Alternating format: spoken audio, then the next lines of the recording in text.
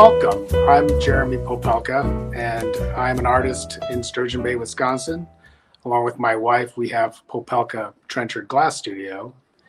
And for the last 6 years, I've had the honor of being on the Third Avenue Playhouse board. So today we're having a little town hall, a very small town hall, with some of the forces behind this amazing, dynamic institution in our town of Sturgeon Bay and the county of Door County. So we're just going to kind of go over this long year and just kind of cover some bases, and so we can kind of get some resolution and moving forward. And we thought this would be a good opportunity to do that. We want to share that with you. Joining us today, Amy Frank, who's the managing director of Third Avenue Playhouse the last 2 years, I think. Is that possible? Coming up on 2 years. In February, it'll be 2 years. Yep. Amazing. Yep. And of course, Robert and James, who are really the force and the guys that made this all happen. I think it's about 8 years. I could be wrong about that. Since the fall of 2011.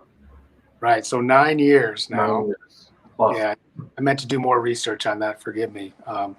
It went by quickly. I can say that. It just seems like yesterday. Some of it did. Yeah. Quickly and sometimes. But what's really amazing is what I thought about looking back is just how the productions, even from early on, there's a consistency to it. And there's just a straight line of immaculate production. And I just want to say how spectacular it's been, and why I think, some of the years do go by quick, because our expectations are always so high when we walk through those doorways.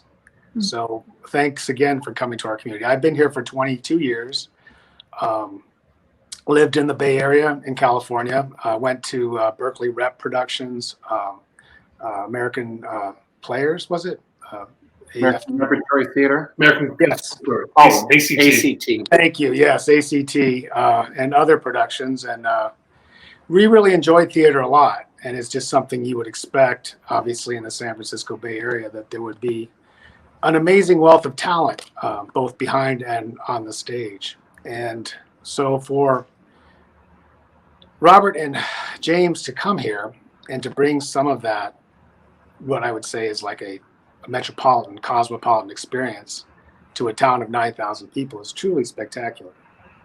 I thought I would start out talking a little bit about how did this year start, 2020? What did we have on the plate once a year ago when we were saying Happy New Year, looking forward to a spectacular 2020 before what happened?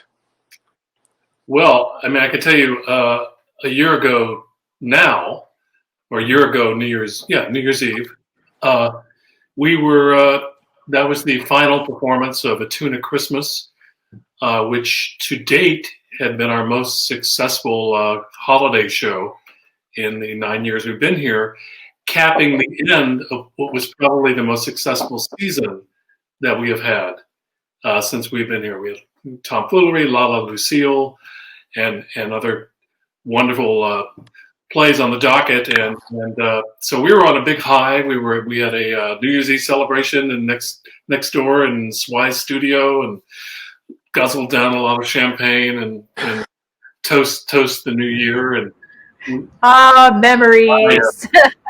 Even sang a bit, and so we were looking forward to another year. We'd already announced the season for 2020. Early in December, and we've done some casting. So we were embarking on doing more casting and going to universities. I went to Lawrence University and Stevens Point to interview and audition interns. Found a great group of interns, and we did our. So we cast. We finally cast all the plays for the year. And we had our winter play reading series in mid-February, and Love on Holiday, one of the Steel Bridge concerts, was also in mid-February of that year. And the 1st of March, we started rehearsals for our first show of the season, Live in the Theater. And up until all of that, everything was great and going forward. We had the casting we had done was possibly not just possibly the most diverse group of people that we've ever had work for us before. So we were really excited about that. And just putting that season together was really wonderful to see it all come together. So it was everything was going great. I mean, the two shows that I was going to direct in 2020, one was called Tiny Beautiful Things. Forgive me if I get a little weepy just even thinking about it. It was a show I happened to see at the Public Theater in New York. And in the midst of being incredibly moved and crying during the show, I was already thinking, when are the rights to this going to be available? When are we producing it at TAP? Well, this was the year we were going to do it, and we had just a beautiful cast put together for it. So that's something that will be, no doubt, on the docket in the very near future. Then the other thing I was going to direct was a very rarely seen Sondheim musical. I kind of teased people at our gala that we were thinking about doing a Sondheim show, that it wasn't the Sondheim show you thought we might do. And this wasn't even that show that I had in mind then. But as I was, it came to me how we could do Anyone Can Whistle at TAP. This was a show that ran only 9 performances in 1964. But the score was deemed so important that Goddard Lieberson, who was the record producer at Columbia Records, committed the show to disc after the show had closed, and they were under no obligation to do it. And Sondheim was not Sondheim then; he was an up and coming songwriter to watch. But it was deemed pretty important, and my one-time mentor Arthur Lawrence wrote the book. And all I can say is, in the show, a compelling political leader with very strange hair runs a corrupt administration, and it would have been great in a normal year, but I've had many people who were looking forward to it asking if we're going to schedule it, and it's not something that people need to hear right now. Satire is difficult. It can be timeless, but the timeless doesn't mean any time. And this is the time when you have to choose what you're satirizing very carefully. And, I don't want people to look at that for 2 hours. So we will do it at some point in the future, but I was really looking forward to doing it. And as Bob said, we had found just these amazing interns, which I don't know what we ever did to be so lucky that pretty much all of our interns have been wildly talented, amazingly enthusiastic, and just wonderful people to work with, and who've gone on to do terrific things. And this year's group was right in that line, possibly just a little notch even above, if possible. And the bar was already set pretty darn high. So if any of you gang are watching, I missed you. I missed that opportunity, but we'll do it again sometime, and we'll do that show again sometime, but not in 2021. Well, I'm part of a national community of glass artists, and I kind of understand that when you have those connections, you're able to bring people and attract special people to what you do. And I can see how, what your life experience is and how important that's been to some of the really special talent that you brought up here to be in your productions and also help make them happen. Thank you, Jeremy. And before I let any more time go by, and we don't have to continue a love fest, but you were so complimentary about us being in this little town and bringing a cosmopolitan, if you will, effect. Well, right back at you. I mean, when we moved here and we're walking around town and saw that there's a glass blowing studio, who even does that? And who does it in Sturgeon Bay? And they fly you all around the world to teach people how to do it, because you're one of the few people who is expert in this art. And so right back at you. There are people in this town, and I'm not being elitist. I think it's a gift for us, and it's a gift for all of us to be able to live in a place that can embrace us and support what we do. It's pretty great. So we were equally surprised to find you here, and glad we are that we did. Exactly. Well, I think you look at places like Pittsburgh, which obviously is a much bigger city. They've had this industrial Rust Belt kind of reputation. But as that started to wind down, they really brought in so much culture and Right. art that, and it really gave them sort of a way into another,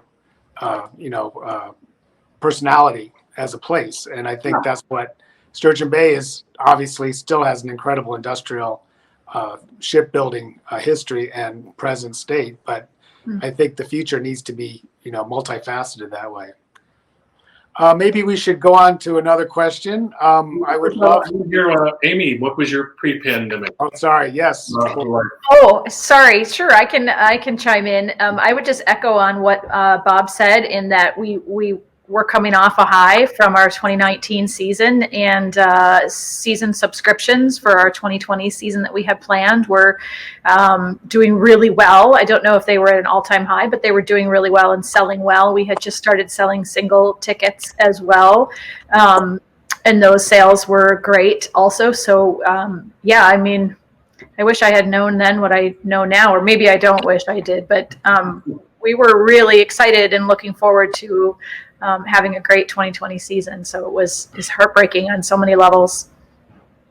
Well, it's a lost season for sure, but we did learn a lot, I think, in whatever things we were working on individually and as a group. And so it did give us, often adversity leads to opportunity. And we're going to get a little bit into that shortly. Yeah. Yes. But let's continue with this year. And when did we get to the point when you had to actually, what was the decision behind canceling the entire season? Well, it didn't come all at once.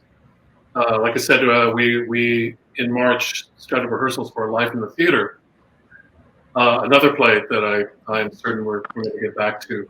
The beautiful play about actors working in a theater. And we had Doug Manchesky and a wonderful actor from Chicago, Christian Aldridge, doing this. This is an early David Mamet play. So we were rehearsing that in the first week of rehearsals.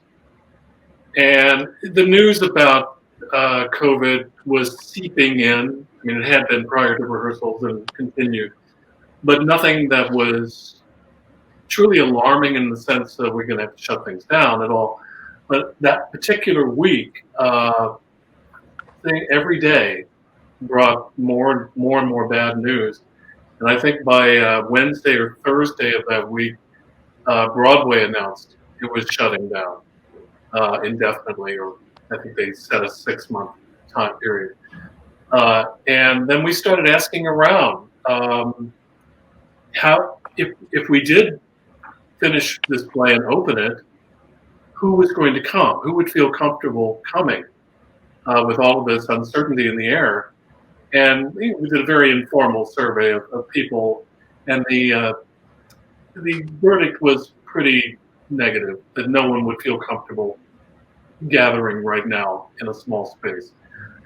So Friday the 13th, March 13th, we had rehearsal, but before rehearsal we had a small staff meeting where we discussed it and decided then that we would shut down this production.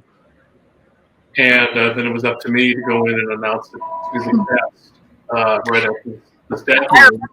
I remember that meeting so well, Bob, and I remember thinking, this is crazy. This is crazy that we were thinking about, and at that time it was just postponing the opening of the show until the fall. It wasn't even canceling it altogether. And I just remember going through thoughts going through my head. I'm like, this is ridiculous. This is not a big deal. This is going to blow over. I can't believe we're talking about postponing this show. Yeah. Oh, and we had arranged at that rehearsal in advance, because we were postponing, to videotape the rehearsal. We got permission from Equity to videotape it archivally, just so we would have staging, right, and certain things that had been set, that we would know what we had done and sort of be able to pick up where we left off. which at that point, and the postponement kept getting pushed farther and farther out. And but I got to tell you, we decided on Friday the 13th, but we rehearsed until the 15th, Sunday. So working toward making that archival tape, and that was the eeriest time for me rehearsing a play that we knew we weren't going to do. Right. That we'd hoped to do many months into the future.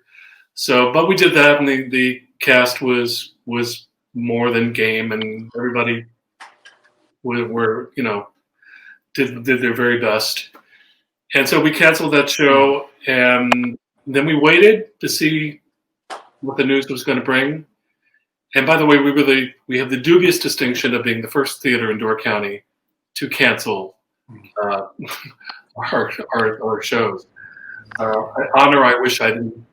We didn't have. Well, and even not just because we were the first one that was supposed to open, but I think we were also the first ones to cancel another dubious distinction, to cancel our summer season.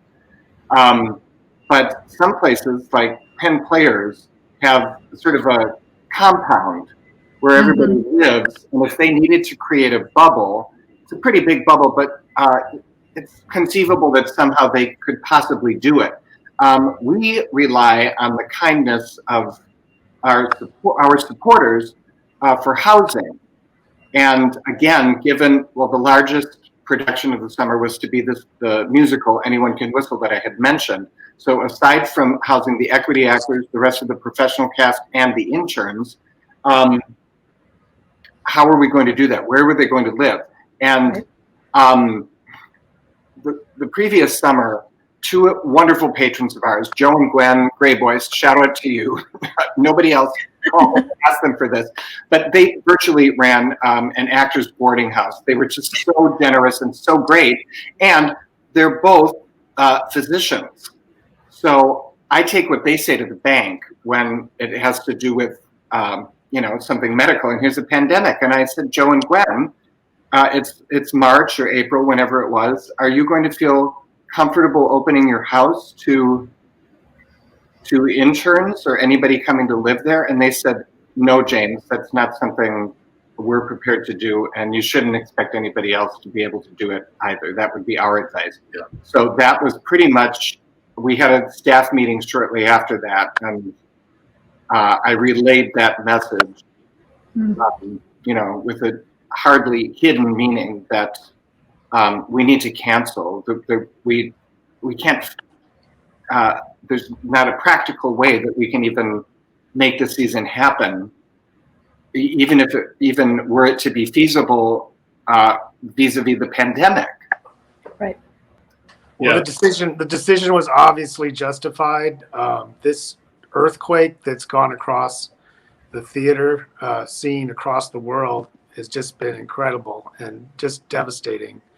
And the fact that you also have really uncompromising standards for your work, there really aren't shortcuts you can take to do this right. You can't have people sleeping in the theater or some sort of insanity. You have to do it that way. And so, the decision you made was obviously came through as the right thing to do. Yeah, and like I said, after canceling the first play, it was a couple more weeks just to see how the news was unfolding, and then we saw that the second play had to be canceled, and then a week or two after that, in the summer. So it came in waves, and the final cancellation was, I think, in early July, when we canceled the shows happening after Labor Day, including the rescheduled Life in Theater. So it wasn't until early July that we knew that we were pretty much dark. We weren't going to be dark for the rest of the year. So our first possible next production would be in March of 2021. And we knew that in early July. Are actors on the essential list, the first round of vaccinations, hopefully? No. Yeah, I doubt that. No. I know glass artists aren't up there either. Well, I know that for us it's been very difficult, but it's a little different for us because we have resources that we can send work to. We make objects and we find homes for them, compared to what you're doing, where you're conducting this orchestra of people. And it's just, I only hope that this tragic year will lead to an incredible explosion of in the next year with your work.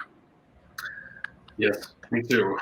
We hope so. It's been incredibly difficult, and I say this with all humility. Our TAP inner circle has not been directly touched by any COVID catastrophes. Spread that circle out a tiny little bit, and yes, we definitely have. But our business is still going. As much as anything is going, we're not in danger of folding, and that is huge. We have so many colleagues in the theater who are just done. Colleagues who run theaters. This is to say nothing of actors and designers whose jobs are from show to show, and musicians. Some careers are ending because of this. So we have much to be grateful for. Exactly. And that even being said, the I don't know, the not being creative has been much more devastating psychologically than I ever dreamed it could be. And sometimes, I'm sure you think, Jeremy, sometimes I don't want to make anything for a year. I've had it. I'm tired.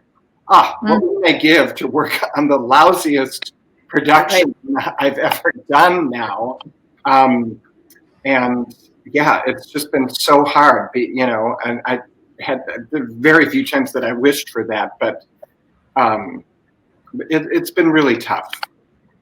As fortunate as we've been, it's still been really tough.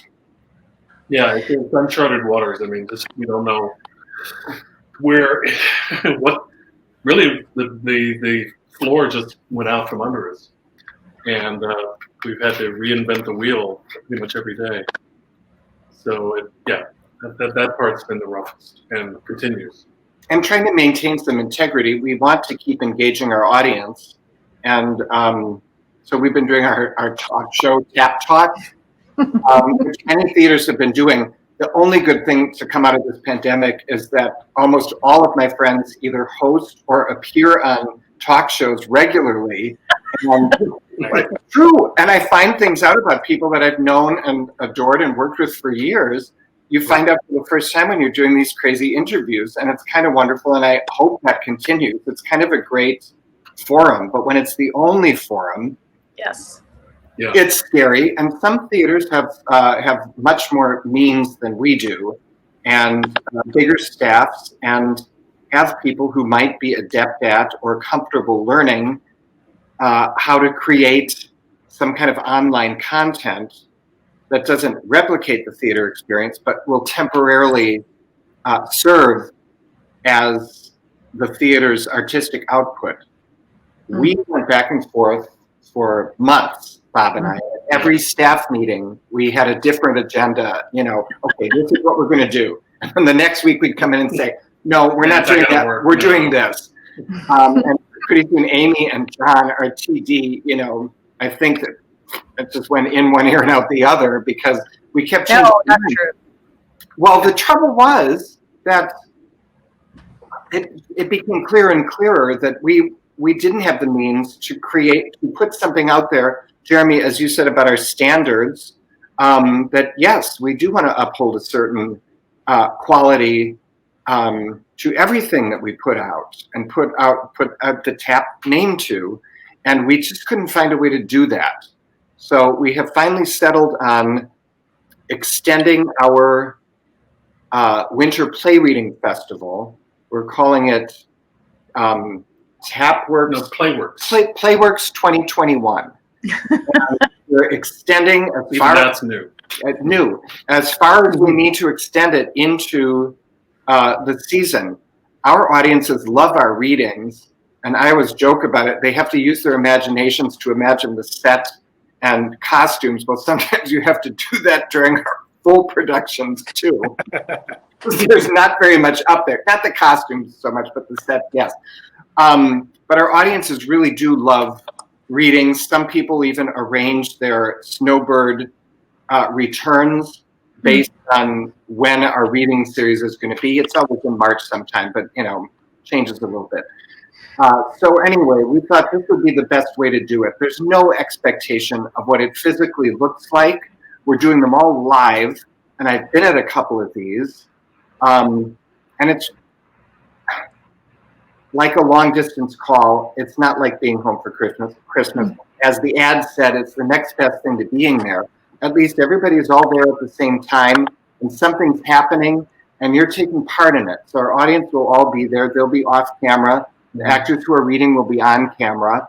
And I think it's going to be an exciting alternative as best as that can be. And I apologize to our patrons and our supporters and our audiences that it's taken us this long to get to it. But we wanted to make the right decision and do what was right for us and not invest time, manpower, and money into this totally new technology that, thank goodness, we have a vaccine. We don't know exactly when the end is, but we see the light at the end of that tunnel. It's coming. So we are not going to be video producers forever, so why should we even become them now? That was really our thinking. So we're going to bring you something with actors that you know and love, and tons of new actors that you've never seen before that we can't wait to introduce you to in this format, and then we hope on stage when we're all together again as well. So yes, there is some excitement in the tap world, but it's been a long time in coming, I'll tell you that. That's true. Well, speaking of patrons, Yes. getting back to when all this hit the fan, so to speak, the response of the patron. Maybe you can talk about that, but I mean, just Absolutely. I've been waiting for James to take a breath so I can jump in and talk about Sorry, I it. just started and I can't That's stop. okay. You were on a roll, so just go for it. It was great. I would just, when James was talking about foundations and the, the strong place the tap is right now, even through all this, I think that's when I started thinking about, the people that in the community that makes Door County so special. And I'm sure Amy has some more details on that. Yeah, the support from our patrons has been unbelievable. I mentioned that we had sold a lot of subscriptions and single tickets to shows for our 2020 season. And of course, when we canceled those, we had to reach out to all those folks. And the majority of people donated the value of their tickets back to the organization. We had very few people ask for refunds, which of course we were happy to give. But the majority of people either wanted to take a gift certificate so they could come back to the theater when we were open again, or they opted to just make that a donation to the theater, which was great. And I also wanted to mention that early on in this whole process, our board of directors made a commitment to Bob and I and to our new TD to keep us on payroll. They wanted to make sure that we continued to get paid, and that's something I personally appreciated and really made me feel very valued and a part of the organization. So I think I want to thank the board for that, because that really meant a lot.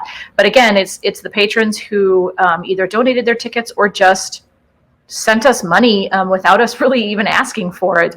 Checks just showed up in the mail, which is unreal, and but also a tribute to the people of the community that we live in, that they love what we do, and they knew that we were in a spot that was no fault of ours and a tricky spot, and they helped us out.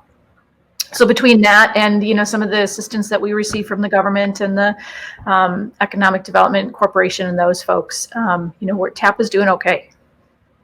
and you mentioned John. We neglected in the pre-pandemic days. We were on the hunt for a new production manager, and so John Ginnell applied for the job, and he was perfect with everything and more than wanted in someone in that position. And so we committed to hiring him. When was that? It was late February or something like that. Mhm. And he was to start the first week of July because he was finishing up a job Elsewhere. So then it became, oh my God, here we're hiring a technical director, production manager for productions that don't exist. Now, what should we do? Mhm. And a lot of things came into play, but along with keeping the current staff on payroll, we did have to lay off Margaret Megley, unfortunately, as our office manager. But what to do about John? Should we keep him? Should we?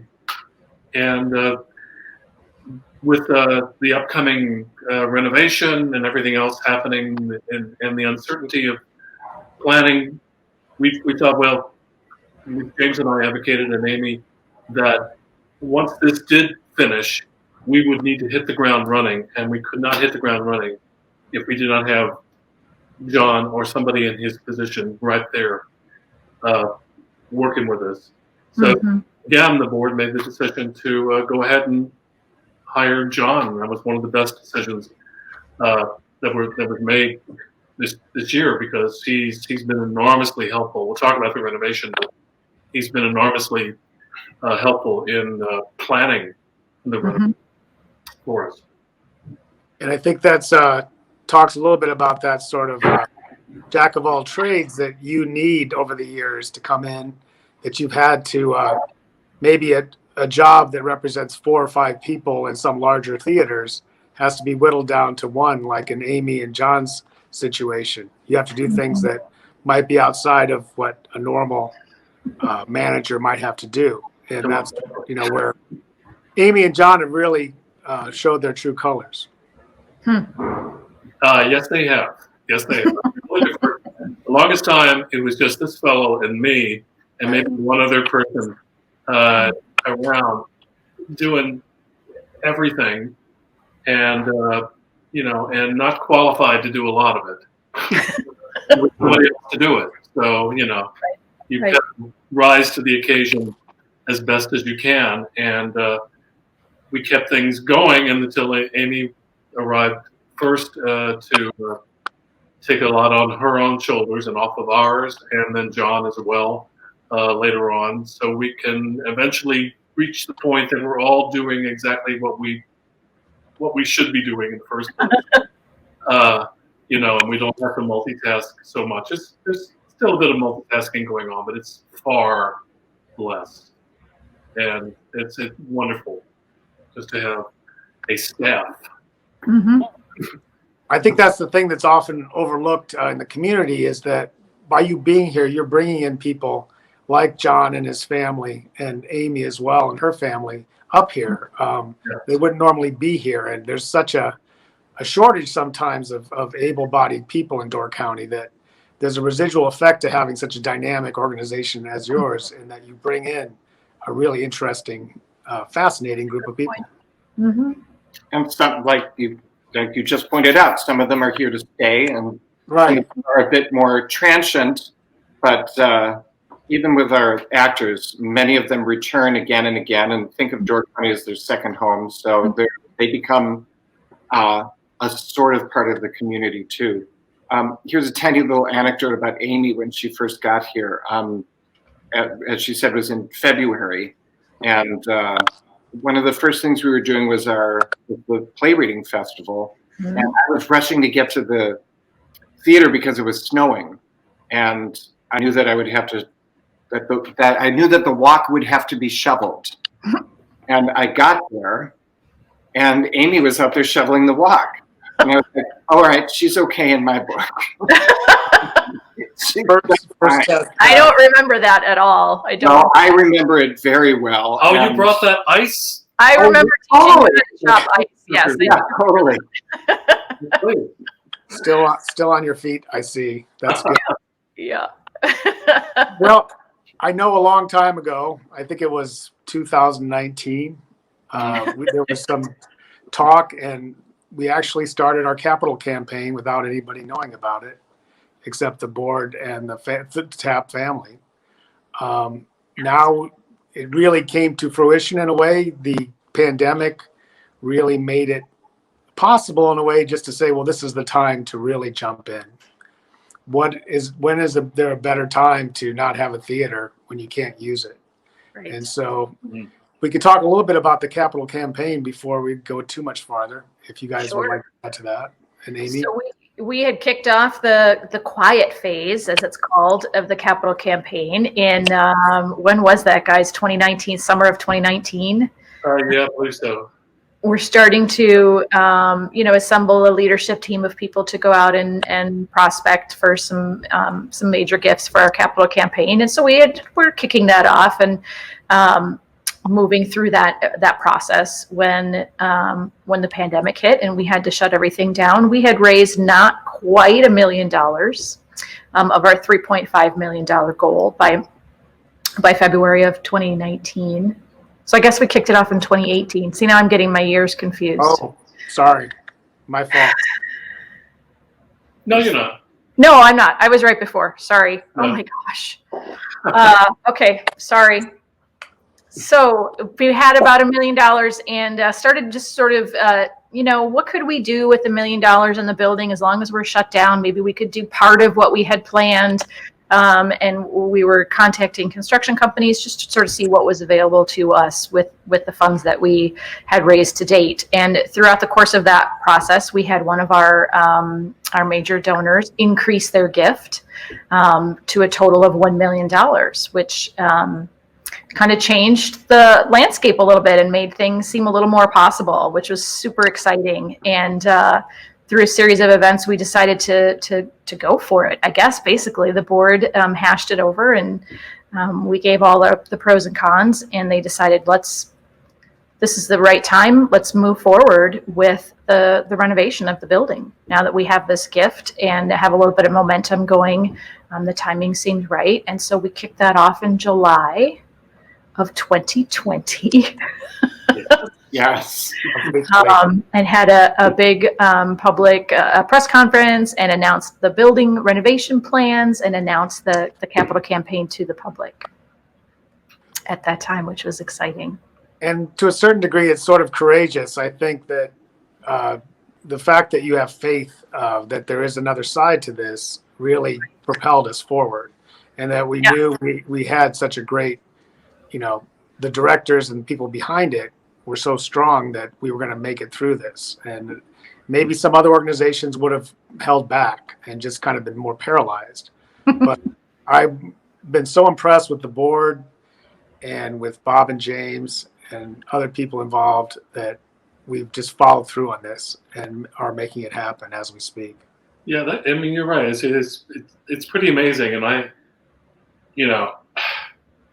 it's certainly nothing I expected at all. I don't think any of us expected it.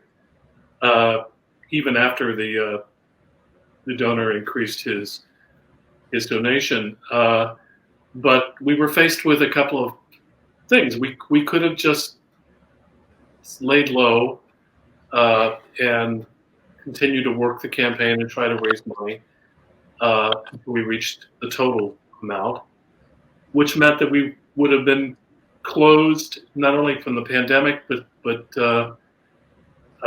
we would face the prospect of having to reopen once the pandemic was finished and do a season, and then hopefully by that time we would have raised enough money to start, and then we'd have to close again for 6 months, 9 months again. So we basically would be saying, welcome back to the theater. Okay, see you later. Gotta go again. And so that prospect didn't seem too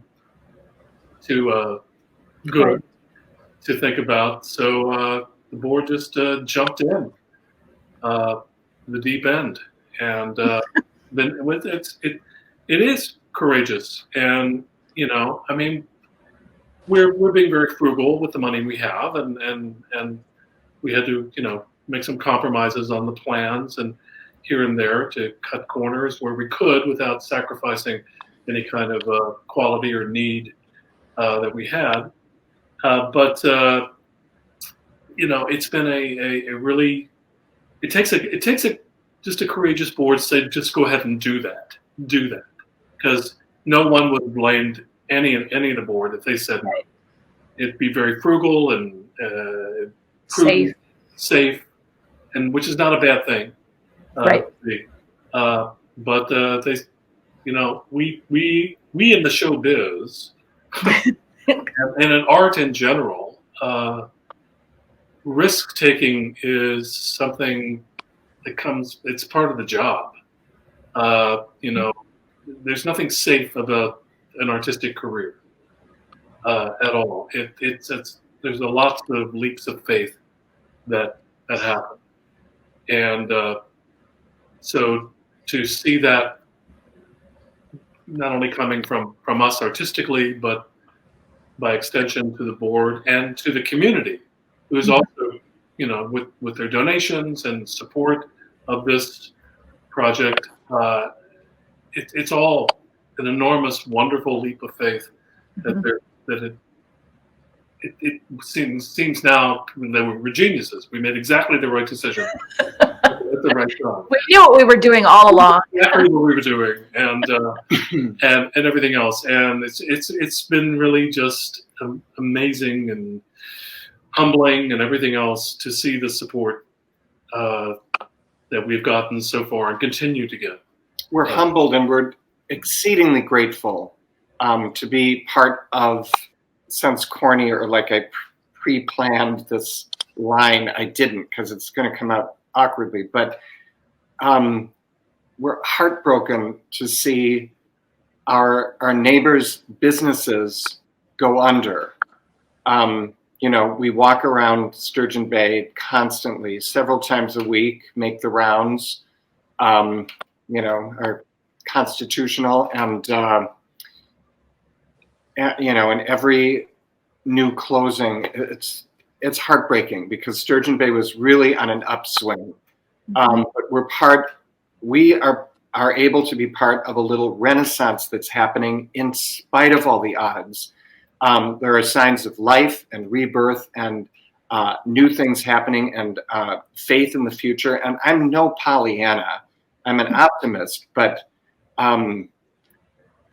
we're so grateful that as an organization and as a member of, as Bob said, the entire community, that we're able to be part of something positive that's happening and not part of the heartbreaking end of, I don't know, it hasn't been an avalanche, but in a town our size, one or two businesses that have to go under, that's too many. So we're really grateful. Well, I think that leap of faith you talk about couldn't be possible without some dynamic individuals, and certainly Shirley Weiss Young and her visions for downtown really connected in a way that we couldn't have possibly imagined a few years ago. And what she's done with the Advocate Building and the place across the street that she's working on now. So I think sometimes timing just works out, and we'll revisit this in a couple of years and we'll look back and say, wow, there was so much unknown then, but now look what we have. Shirley's been a gift to our organization and to our town. And when she gets an idea to do something, she does it. And you better get out of the way. It's happening. And she was excited about all of the project the renovation project we're engaged in now went through several different permutations, and she was on board for all of them. She's about making things happen and about making good things better.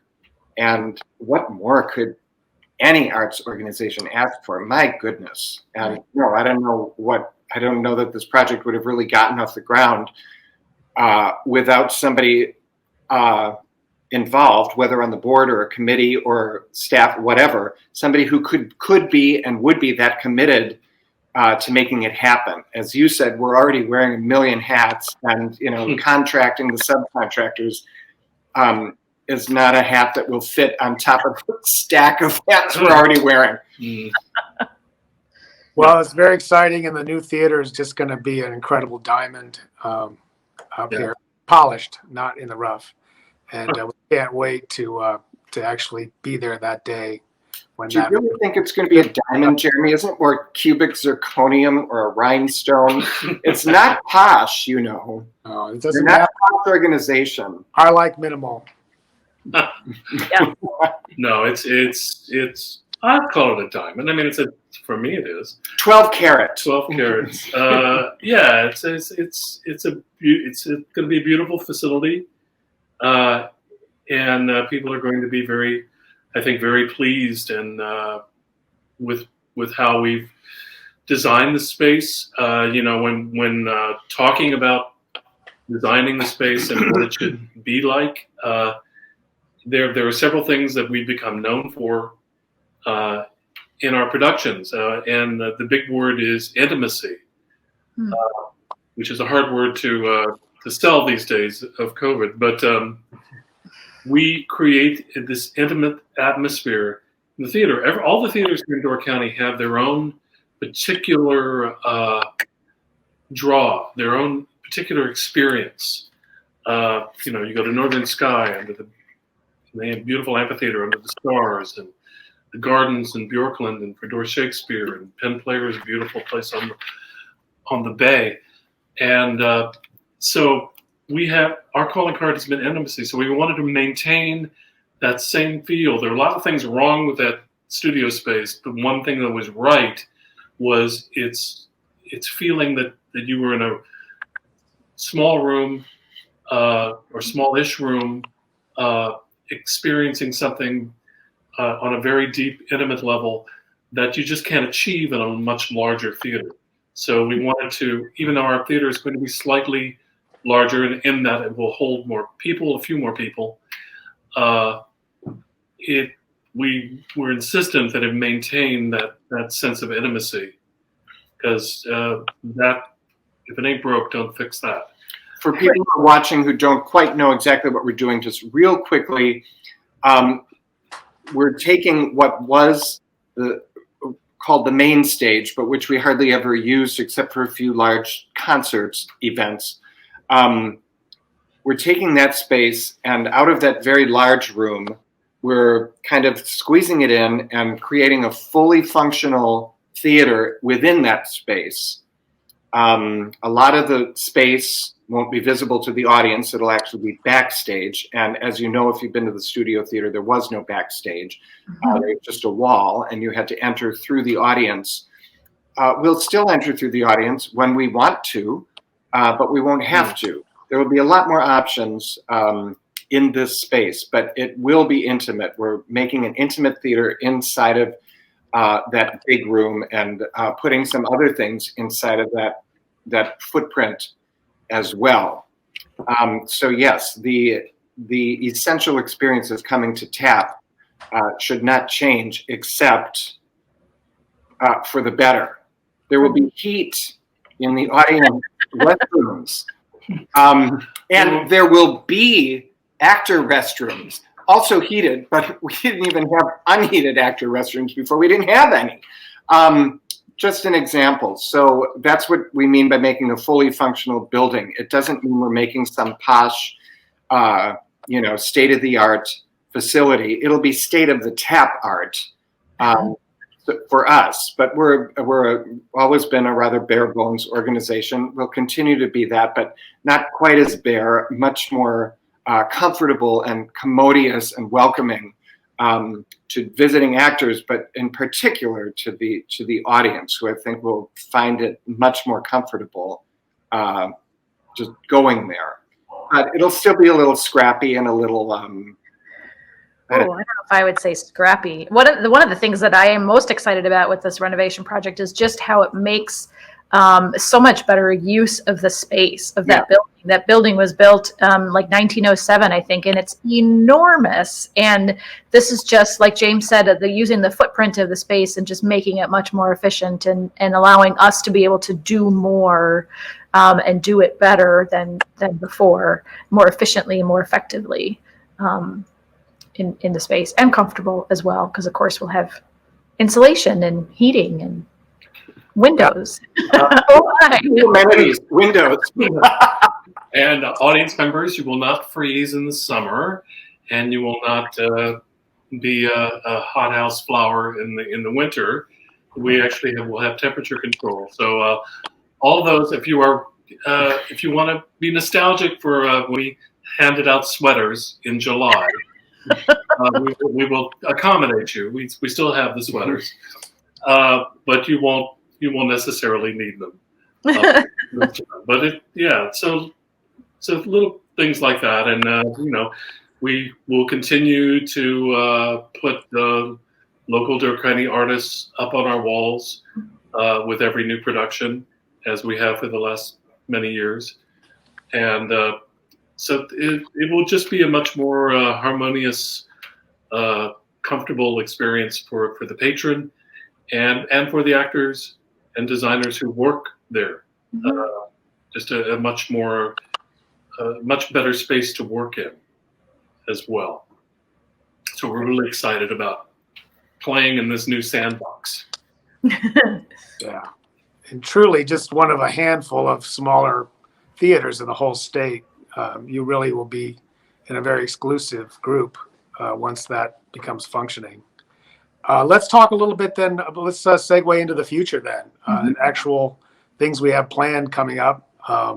Obviously, there's much unknown things, but I know that you plan quite a bit coming up this year. Well, as far as programming goes, there are a lot of factors that are still unknown. When we can, we have a fairly good idea when the renovation will be finished. May, June? June, closer to July, probably. Yeah. So that which is amazing. That's amazing just to have some sort of day like that. That's exciting. Yeah. So, but right now, we don't know if we'll be able to open at that point, and if we are able to open, we have to of course follow whatever the laws dictate at the time. So we may only be restricted to 50% capacity or 25% capacity. All of that we don't know. So what we've been doing is planning. We have 3 different scenarios.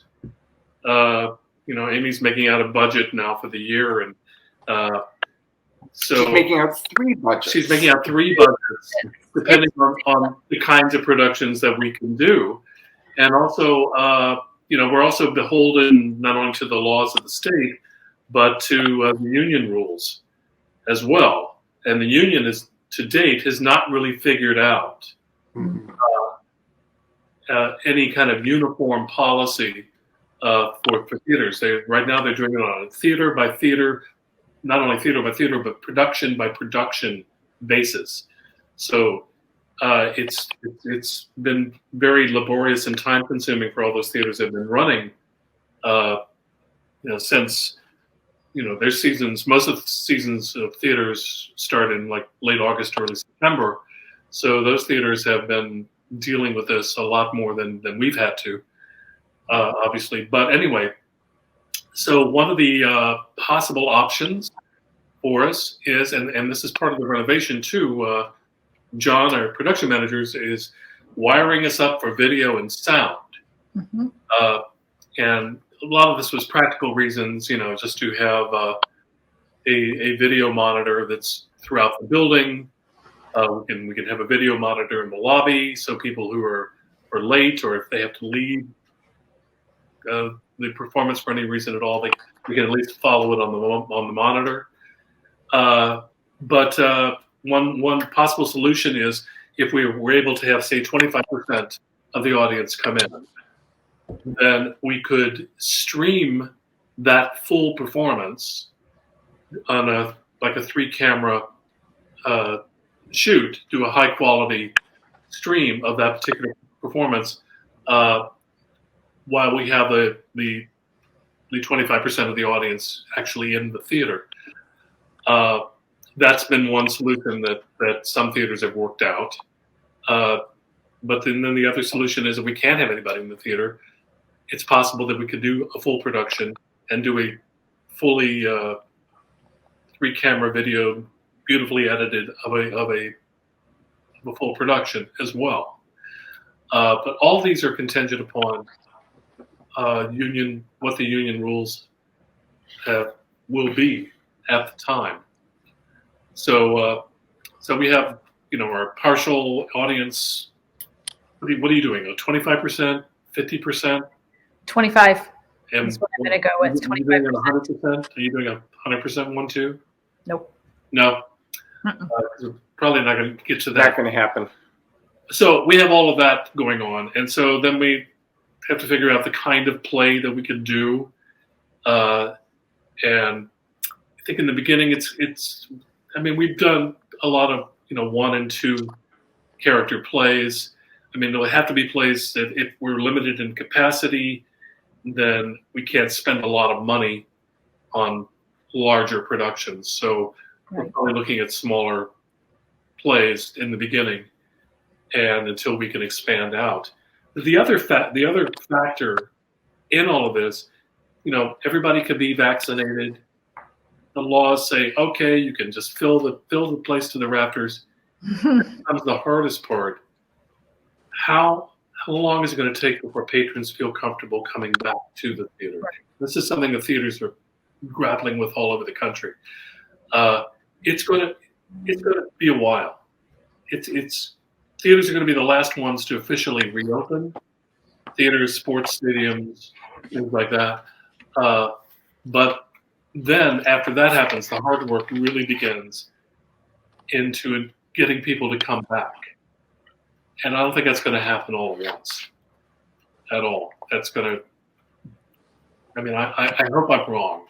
I think we have to plan for people just remaining cautious for a certain length of time until they're completely comfortable coming into an intimate space, sitting amongst other people, breathing the same air. So there's that. So we're planning for at least 3, if not more, scenarios for the future. So we didn't mention our new and improved HVAC, moving the air up and out, up. Yes. Yeah, I guess that's one advantage of doing this renovation during all of this, that we can pivot to. Well, there are considerations that came up in calendar year 2020 that weren't really many people's radar before that. They may have been, trends that were being looked at, but they're being implemented in any new renovations and new constructions that are happening. So yes, there was that. One other thing, and I don't want to get into a whole thing, but again, trying to find something positive in all of this turmoil that we've been through this year, including social turmoil. Theaters have always prided themselves on being places of inclusion and diversity, and in many ways, we always have been, but to the best extent of our abilities, certainly not. And being in either a very slow or standstill mode has given artists, theaters in particular, the opportunity to really examine deeply what their policies have been, how those policies have been implemented, how much effort has been expended into being inclusive, and we all find room for improvement. And every month we participate in a meeting with all the professional theaters in Wisconsin. We have a Zoom meeting and the screen is jam-packed with acquaintances and colleagues who become our good friends. And all of us are committed in a way we never have been before. Mm-hmm. Even though we were committed before, it means more to us now, and it's more important now. And we actually have the time to think about how we're going to do this, how it will work for each of our organizations, because we're not in full production mode. I think that has sort of enabled us to be at a place where we can look at these things. And I think it's going to be, talk about an explosion of creativity that's going to happen. It's going to really explode because we're looking for new ways to engage everybody, new ways to engage artists and to engage designers and to engage the audience.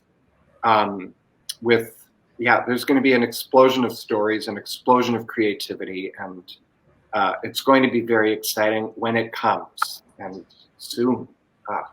Well, and I think this pandemic too has really given, at least I know for our organization in particular, given us a chance to kind of focus inward as well, and not only how we respond to some of the social injustices that are happening, but just also how our organization functions, and taking a really hard look at how we can improve upon that. Whereas when we're in full production mode, we don't necessarily have the time or the energy to do that. This pandemic has afforded us to do that. And as you guys know, the board has taken on some strategic planning activities and trying to just make good use of this time when we're not producing, and how can we make ourselves better for when we do come back. So not only the building renovation is happening, but we're also doing, some renovation internally as well. Exactly. And again, how grateful and how excited we are that we're part of something that's looking to our organization being there in the future, and not just thinking, how can we hang on? Right. To that end, I have to say, part of the reason why we're able to speak so confidently is because of the generosity of our patrons. So please don't think, this is really tacky, but please don't think, oh, they're set. I heard James say it on that program. Well, we're as set as we are because of the generosity. And if that cuts off, I'm afraid we may cut off too. So don't think that complacence is called for or appropriate. We're grateful, and we're here and able to look at the future because people believe in us and people want us to be here. So please keep wanting it, and we promise we're going to come back great.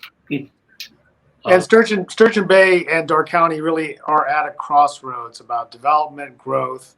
How do you do that in a way that makes the community still a great place to live? And exactly. Sturgeon Bay, that's what TAP kind of provides for a lot of people. There's a lot of high schools that are instituting tech and shop classes for their kids to go out and help build houses, maybe work in an agricultural setting. At the same time, TAP has provided a locale for young people interested in theater for them to actually get involved in their formative years with something that might become their life's calling. And what an important thing that is in our community. Thank you, Jeremy. You're right. Yeah. And it's not just coming to see our productions, but we have an educational program that has had its swells and its diminutions, currently in a diminutive phase, but when it's going at full strength, it's been just great and has really changed the lives, I say with all humility, of a number of kids in Sturgeon Bay. And I'm not just talking about what you think of as theater kids, but you learn about life and the life lessons learned in our space. How thrilling that we've been able to alter the lives of these kids for the better. It's been really great. And it's something that we were committed to from the moment we hit the ground running, to have an educational program attached to the theater. I think any theater worth its salt also has an educational component. It's where you pass on not only things that to a younger crowd, but you create a new audience. We're not about, the educational program is not about filling the world with more actors and directors, although that is a byproduct of it, really. And we've already had a few of those. It's really just I think giving them a foundation for their life. If I can be, borderline pretentious. About it. It is. That's just not for young people as well. That's people of all ages can benefit from, an education program as part of the theater. Absolutely. It is. The best way I heard it put, it's very simple. It's empathy.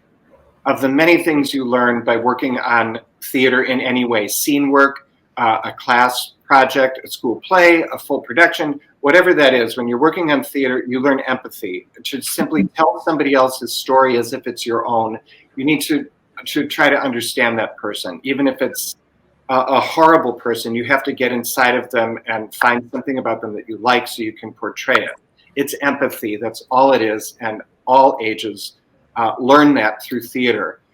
Certainly from going to it, and then the experience is even heightened by learning something about doing it, whether it's your work, an avocation that you like, or something you go see, or even if you don't go, I think you come out a better person for having that empathy. Absolutely. And, I don't think a lot of this would necessarily be possible if you weren't a year-round production studio, theater. A lot of theaters are active all year round, but they don't have the ability to actually stage things. And so it's really makes you stand out in the Door County landscape that way. Well, that's also having your own building. Right. I mean, there are a lot of wonderful theater companies that do not have their own space. I mean, they go from place to place. A lot of great theater companies, and having your own home it's huge. It's huge. It is huge. So seeing our home being transformed into Cinderella's carriage, a little pumpkin from a pumpkin is great. But having our own home gives you the ability to have things like educational programs and things that you can do within your space. Having things like the Steel Bridge concerts and other community events under our roof. It's the reason that the theater exists. Theater exists to, like James says, to be inclusive and to a wide swath of people. Door County is may not be racially diverse, but it is diverse in so many other ways. And the people coming from all different walks of life who have made their way here, or people who've lived here all their lives, all with very interesting stories. And speaking of future things, I didn't mean to segue to this, but one program that we're developing right now is called Door County Stories.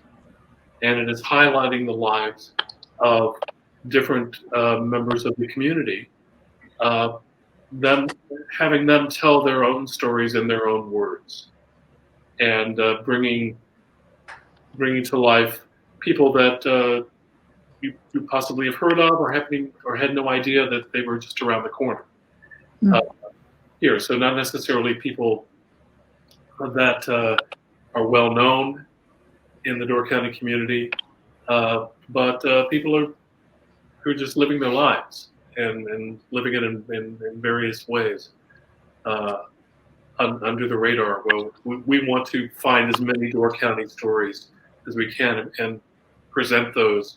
We'll do those, initially, of course, online like we're doing now, but we want to eventually expand that project and bring it on stage, and to bring the residents, the people of Door County, bring their stories to the stage. Bring their stories to the stage. In what form? What form that would eventually take, we don't know. We have to.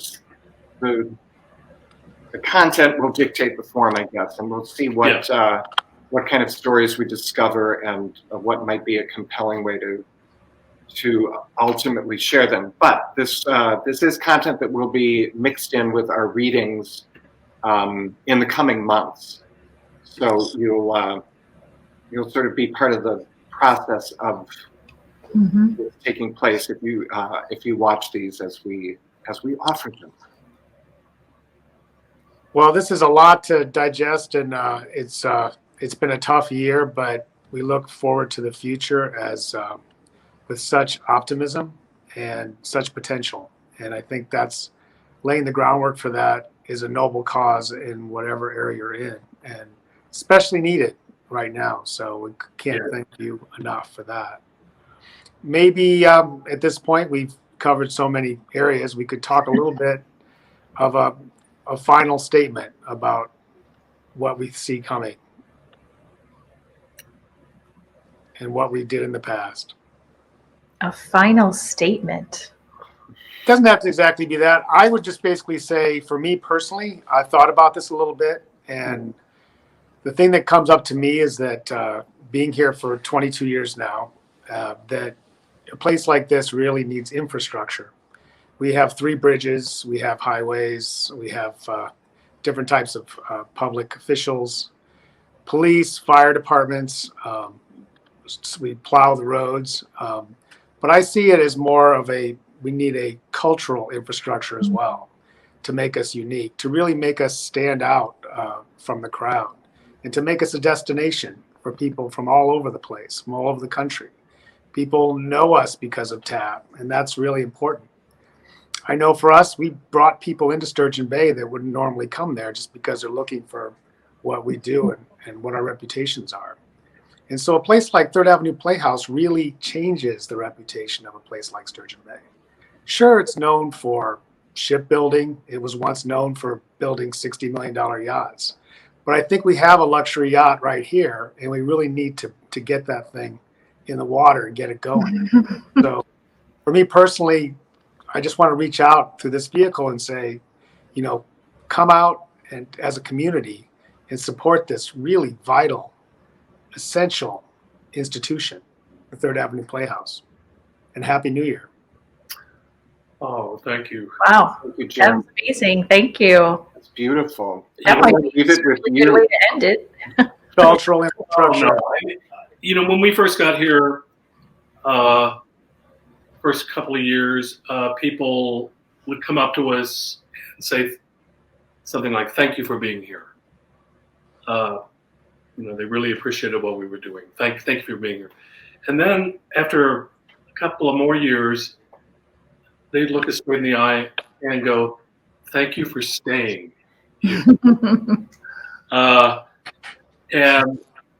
And then it just grew from there, and as there's nothing that is better than that, to hear how much people appreciate what you do. Oftentimes it's like rolling a boulder up a hill in a rainstorm, and not knowing if anybody's going to care, and to hear this from many patrons over the years has been really wonderful, heartwarming, humbling, everything. But my response is, we literally cannot do this if people did not show up. Mm-hmm. Nobody came.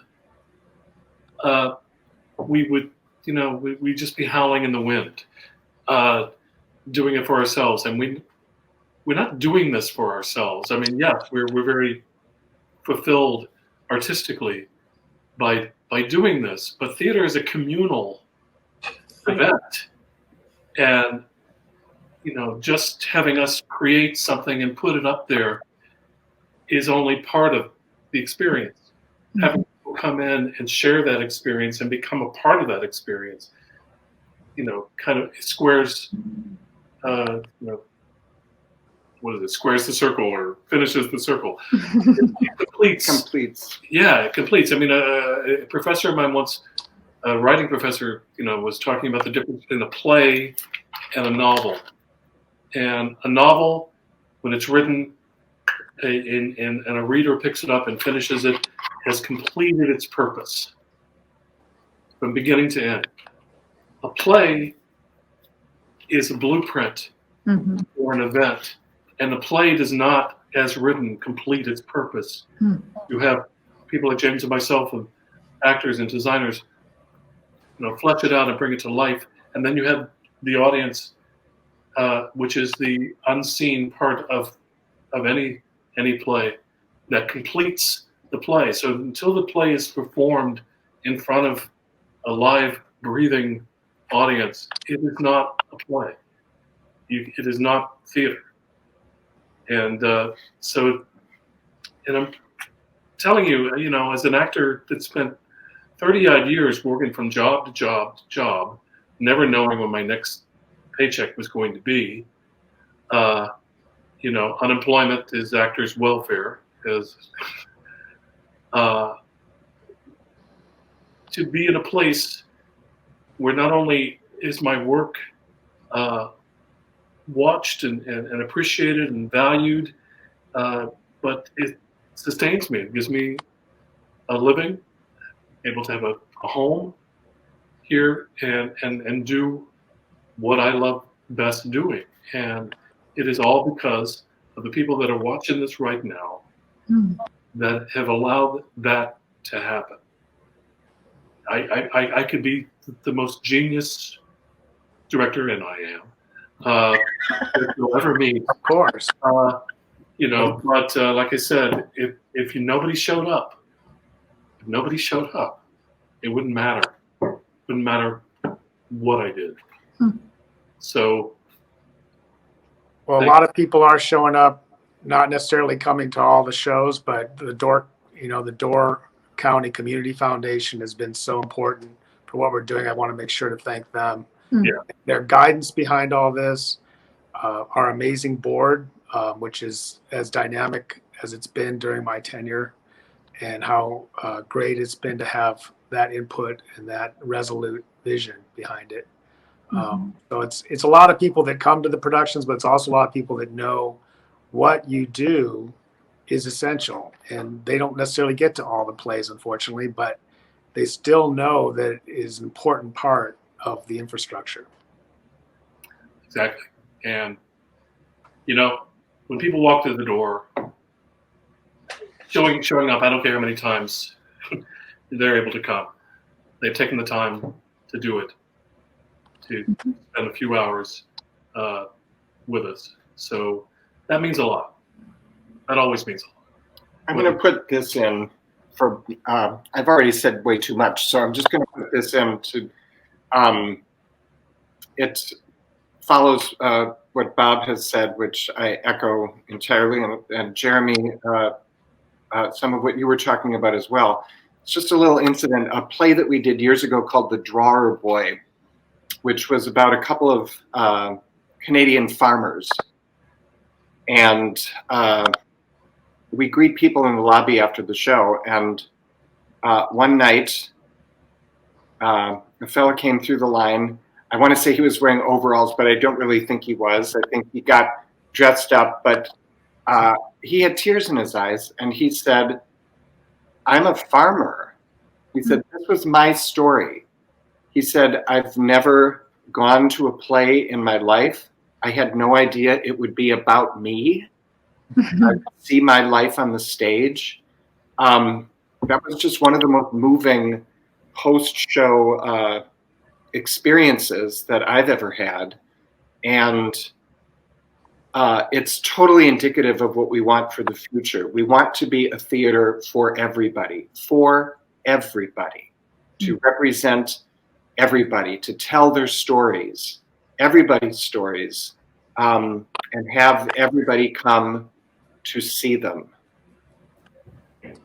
And I certainly think theater is an antidote to our kind of distant lives that we've been living.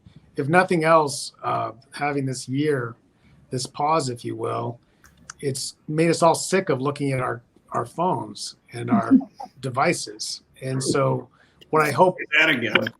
if theater isn't like the way to get out of that for the young and the old, I don't know what is, in terms of what you talk about, intimacy and the physical contact that you get in a way.